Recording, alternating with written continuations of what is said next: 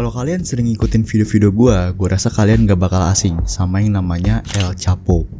Nah, karena mungkin di sini ada penonton baru, coba gue jelasin sedikit ya.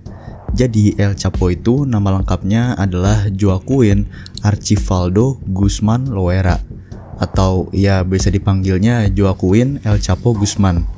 Dia sendiri itu adalah seorang gembong narkoba yang terkenal banget ya. Tentunya setelah si Pablo Escobar. Kalau El Chapo ini dia tuh udah punya reputasi sebagai pemimpin kartel Sinaloa kalau kalian pernah dengar. Yang dimana itu kartel kuat banget dan pengaruhnya juga nggak main-main di Meksiko sana.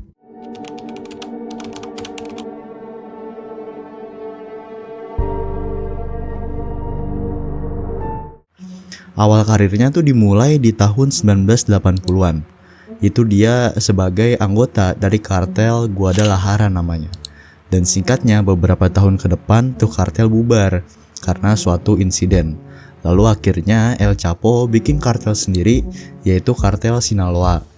Nah, di bawah kepemimpinan El Chapo, kartel Sinaloa ini jadi salah satu organisasi kriminal terbesar di dunia. Karena kartel ini bertanggung jawab atas penyeludupan narkoboy. Contohnya tuh kayak kokain, heroin, dan metamfetamin, serta juga ganja ke berbagai negara, terutama Amerika Serikat. Selain gacor di narkoboy, mereka juga terlibat dalam kekerasan. Ya itu mah udah kebayang lah ya. Terus juga pencurian uang, serta korupsi politik. Karena emang mereka tuh sempet jadi backup beberapa pejabat di Meksiko. Pas di puncak masa-masa prime-nya, El Chapo ini bahkan sempet terdaftar gitu kan di Forbes sebagai orang terkaya. Yaitu dengan kekayaan bersihnya itu nyampe diperkirain lebih dari 1 miliar dolar. Dan iya, dia bisa dapetin kekayaan segede itu karena udah jelas pastinya dari kartel dia tadi. Itu dia sedikit cerita singkat soal awal mula dan masa-masa prime-nya atau puncaknya si El Chapo. Sekarang yang mau gue bahas lebih dalam itu adalah pas masa-masa jatuhnya, yaitu ketika dia dikejar-kejar dan beberapa kali keluar masuk penjara. El Chapo ini pertama kali ditangkap itu pada 9 Juni 1993 di Guatemala. Insiden penangkapan ini tuh bisa terjadi karena waktu itu ada penembakan dan gak sengaja seorang kardinal Katolik Roma yaitu Juan Jesus Posadas Ocampo itu tewas. Dari situ muncullah kemarahan publik dan ditekan banget pemerintah lagi itu buat cepet-cepet nangkep si El Chapo. Gak jauh beda ya sama di Indo, nunggu viral dulu baru gerak. Nah terus dengan usaha para aparat di Meksiko sana, El Chapo itu berhasil ditangkap. Terus langsung diekstradisi ke Meksiko dan dijatuhin hukuman penjara di penjara federal Almoloya. Tapi setelah beberapa tahun dia dipindahin ke penjara Puente Grande. Nah di sini nih baru ada cerita serunya. Penjara federal Puente Grande sendiri itu sebenarnya emang salah satu penjara yang dengan keamanan tertinggi di Meksiko, bre. Tapi di sana si El Chapo itu masih bisa gunain kekayaannya buat ngapain? Bener, buat nyuap penjaga, pejabat yang ada di penjara, dan staff-staff di sana lah. Kayak bahkan di sana hidupnya dia tuh nyaman banget gitu buat ukuran seorang napi gitu ya.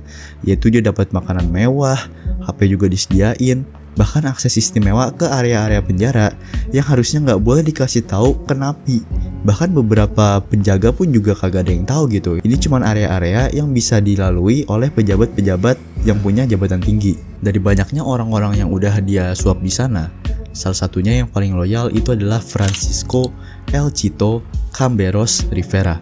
Dimana dengan bantuan tuh orang, El Chapo bisa cabut dari penjara. Yaitu dengan cara disembunyiin di kereta cucian gitu tuh yang biasanya tuh buat nganterin tumpukan-tumpukan baju kotor gitu. Dan jadi dengan El Chapo naik dan sembunyi di dalam-dalam cucian kotor itu. Nah si Francisco sendiri itu bakal ngedorong dia sampai ngelewatin banyak lapisan keamanan dan akhirnya bisa sampai ke tempat parkir. Yang dimana di situ udah disiapin mobil dan si El Chapo bisa langsung cabut.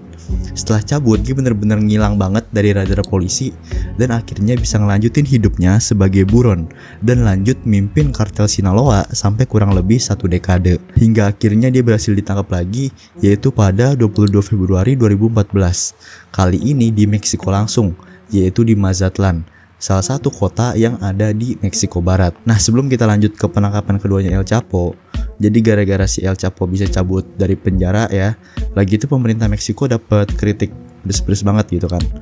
Ya maksud gue gimana ya, gembong narkoba paling gila bre waktu itu udah berhasil ditangkap nih, kok bisa-bisanya dibiarin cabutnya juga dengan bantuan staff di sana lagi kan. Maksud gue kayak ya wajar gak sih warga Meksiko tuh lagi tuh kecewa banget sama aparat kan. Oke, kita lanjut. Jadi di 22 Februari 2014 tadi ya, si El Chapo ini berhasil ditangkap. Kali ini dengan pasukan khusus Meksiko yang bekerja sama dengan agen intelijen Amerika Serikat. Awalnya itu aparat menerima informasi kalau El Chapo ini emang tinggal di beberapa rumah cadangan yang ada di kawasan itu, yang semuanya itu terhubung dengan terowongan rahasia dan saluran pembuangan gitu. Udah dapat informasi itu, mulailah aparat mantau komunikasi dan informan yang ada di daerah selama berminggu-minggu. Dan akhirnya dapat titik pastinya nih kalau El Chapo tuh lagi nginep di hotel yang ada di daerah tersebut. Setelah udah yakin, langsung dah pihak berwenang itu gerak di jam 3.45 pagi. Jadi emang pagi-pagi buta banget gitu. Di sana mereka nurunin 65 marinir Meksiko dan pakai 10 truk pick up buat ngepung lokasi. Mereka juga hati-hati banget buat ngindarin kebocoran informasi dan kemungkinan adanya perlawanan dari orang-orangannya El Chapo. Dengan persiapan tadi, para marinir langsung gerak dan berhasil nangkep banyak orang-orangan El Chapo yang lagi dalam posisi nggak siap waktu itu.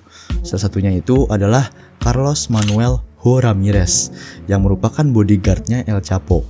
Setelah itu mereka langsung bergegas ke kamar 401 di mana ada El Chapo lagi sama istrinya, yaitu Emma Coronel Aispuro.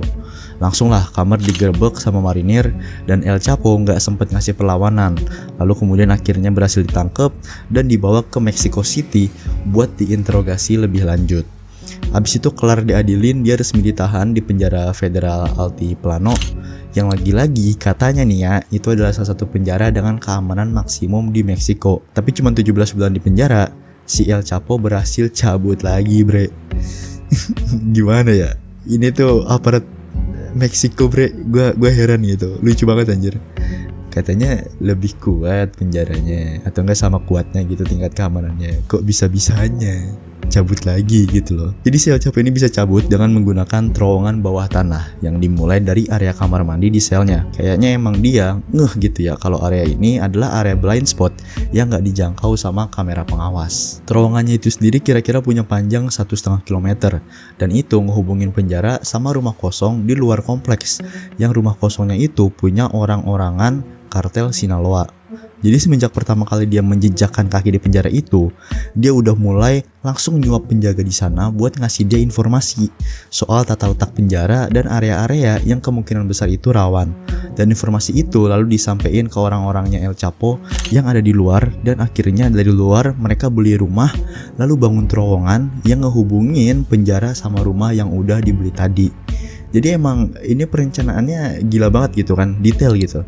Karena di terowongannya itu pun udah disiapin ventilasi udara dan motor kecil gitu, yang kemungkinan besar emang dipakai sama El Chapo buat cabut. Kurang lebih emang hitungannya terowongan ini tuh konstruksi yang emang berkualitas tinggi gitu, dan emang direncanain bener-bener rinci serta dengan budget yang gila-gilaan. Setelah berhasil cabut, dia seperti biasa gitu ya, dia lanjut mimpin kartel Sinaloa sembari jadi buronan internasional.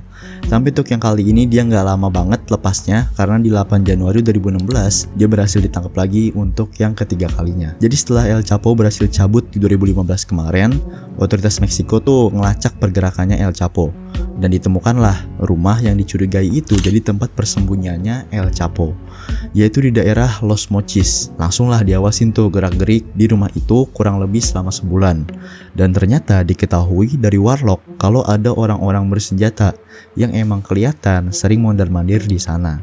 Setelah diselidikin, ternyata rumahnya kali ini tuh diperkuat gitu dengan pintu baja yang tahan peluru, gunanya biar bisa nahan aparat dan ngasih waktu El Chapo buat cabut lewat terowongan. Lagi-lagi pas pagi-pagi buta, 17 marinir Meksiko itu nyerbu rumah persembunyiannya El Chapo. Kali ini orang-orangannya El Chapo tuh sempat ngasih perlawanan dengan tembak-menembak antara pasukan khusus dan orang-orangannya El Chapo. Dari situ ada 5 orang-orangannya El Chapo yang tewas dan 1 marinir yang terluka. Dan yang gara-gara pintu baja serta pasukan El Chapo tadi itu jadi bisa ngasih waktu buat El Chapo untuk cabut lewat terowongan.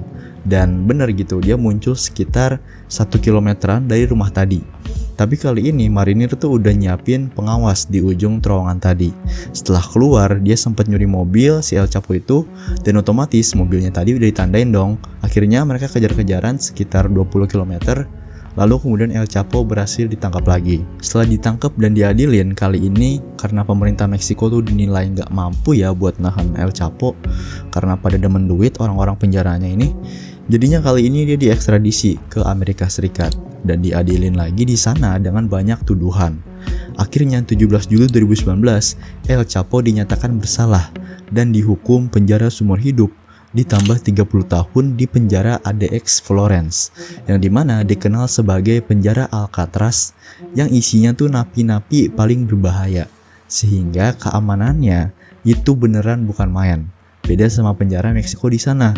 Apalagi kali ini kan dia di negara lain gitu ya, jadi nggak ada dukungan eksternal kayak di Meksiko kemarin. Selain itu juga di penjara ini El Chapo itu dikurung 23 jam sehari di selnya. Ya paling diizinin keluar buat olahraga doang. Itu juga di area kecil yang full dindingnya itu ditutupin beton, kagak ada jendela. Paling cuman ventilasi kecil doang. Emang bener gitu, dia sendiri pernah ngeluh ke hakim kalau dia tuh ngerasa tersiksa banget di sini. Sampai-sampai dia dapet sakit kepala kronis karena kurangnya akses ke udara segar dan sinar matahari.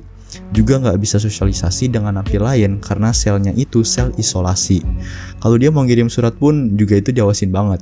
Dibaca bener-bener suratnya sama penjaga di sana buat mastiin dia nggak ngasih perintah ke anggota kartelnya yang ada di luar sana. Oke, gitu aja buat video gue kali ini, yaitu ngomongin soal aksi gilanya El Chapo ngelawan para aparat dan usahanya cabut berkali-kali dari penjara. Gimana menurut kalian? Kalau kalian suka sama video-video kayak gini, boleh di like, lalu di share juga, dan subscribe juga channel ini karena kedepannya gue bakal lebih sering gitu bikin video-video kayak gini. Oke, sampai jumpa lagi di video berikutnya. Dadah.